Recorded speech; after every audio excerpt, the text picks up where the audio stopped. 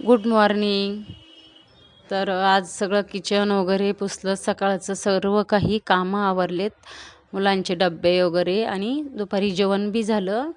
आणि म्हटलं आता चला थोडेसे बरण्या वगैरे खराब झाल्या ना, तर मग थोडं थोडं घासूया म्हटलं, रोज थोडं थोडं काढून काम आवरल्याच्या नंतर. आणि तेच इथं मी घासायला घेतले, त्याच्यातले सर्व काही साहित्य काढून घेतले बरण्यामधले आणि उन्हाला पण सुकायला ठेवलेत. आज थोडंसं ऊन पडलं होतं, नाही तर 2-3 दिवसांनी ना थोडंसं आभाळच होतं.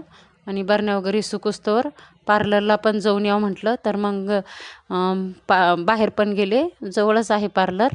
तर मग चला म्हटलं आता बरण्या वगैरे सुकूस्तोवर येऊया. आणि नंतर आल्याच्या नंतर संस्कृतीला इथं मी साहित्य भरायचं सांगितलं होतं. आणि असे छोटे मोठे कामं सांगत असते मी तिला, कारण की लेकराला पण सवय लागते मुलांना आपल्या.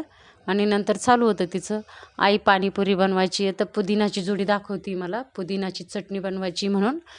तर मग इथं बटाटे वगैरे उकडायला टाकले मी. आणि नंतर पुदिन्याची चटणीची तयारी केली इथं.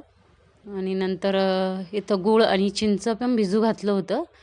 म्हटलं आता संध्याकाळी हेच बनवूया. थोडं थकल्यावानी पण झालं, थोडंसं शिल्लकचे कामं झाल्याच्या नंतर थोडा थकवा पण येतो ना, तर म्हटलं आता असंच बनवूया आज. तर मग आज स्वयंपाकाचं काही बेत नव्हता. आणि पुदिन्याच्या चटणीमध्ये थोडं लिंबू पिळलं, कारण की त्याचा हिरवागार डार्क कलर तसाच राहतो.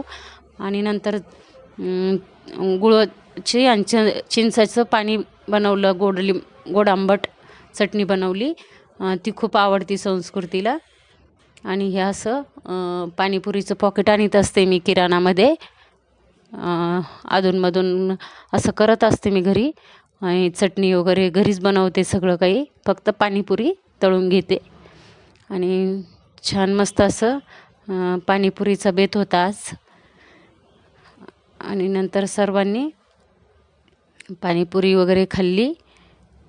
आणि छान असं ताट बनवलं पाणीपुरीचं बघा, तिच्या पप्पासाठी बनवलं होतं तिने. आणि नंतर शेवटला पाणीपुरीच्या नंतर थोडंसं गोड पण खाल्लं, गुलाबजामू खाल्ले. इथंच संपवते, बाय.